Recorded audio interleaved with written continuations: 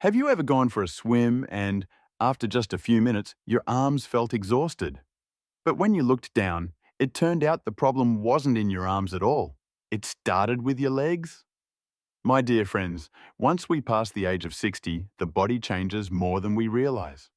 We swim slower, breathe heavier, and sometimes can't understand why just a few strokes make our shoulders and arms feel as if we've been lifting something heavy. Today, we're going to walk through this slowly, clearly, and gently, and see why a pair of weak legs can cause the arms to carry all the pressure in the water.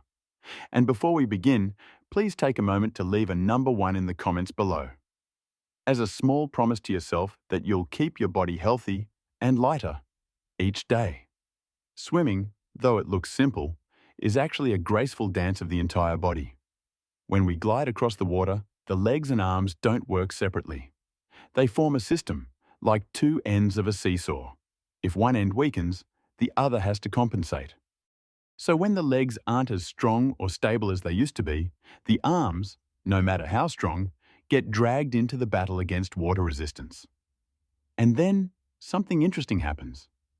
Even slightly weak legs cause the body to sink a bit. Older adults feel this more clearly because buoyancy and flexibility aren't what they were at age 20 or 30.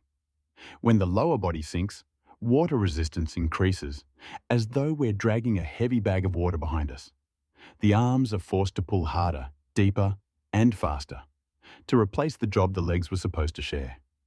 This is when the shoulders stiffen, the arms heat up, and the body demands rest sooner than we want.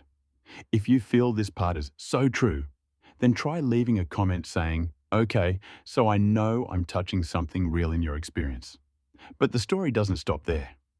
When the legs are weak, their kicking rhythm often becomes uneven. The swimmer struggles to stay balanced, which disrupts the breathing rhythm. Instead of breathing softly and steadily, we twist our bodies too much, trying to reach for a breath. And each time we twist like that, the shoulders must brace themselves to keep us from tipping over.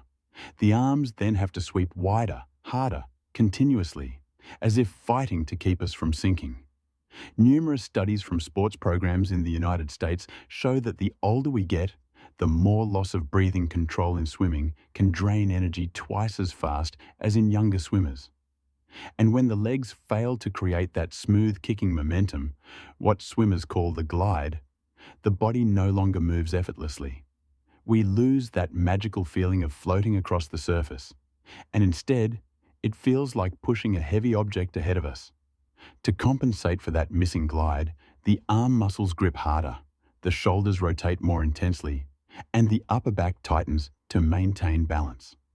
That's why so many older swimmers say, "My shoulders hurt after swimming more than after lifting weights." What makes this issue even clearer is how the cardiovascular system changes with age. When the legs don't support enough, the body consumes more oxygen just to maintain each arm stroke. The heart rate speeds up, the arms get less oxygen, and fatigue rushes in. This isn't a sign of weakness or decline. It's simply the natural process of aging. The important thing is understanding the mechanism so we don't blame ourselves, but instead, learn to swim more wisely with the body we have today. Adding to this, many people over 60 tend to kick too hard in an attempt to stay afloat.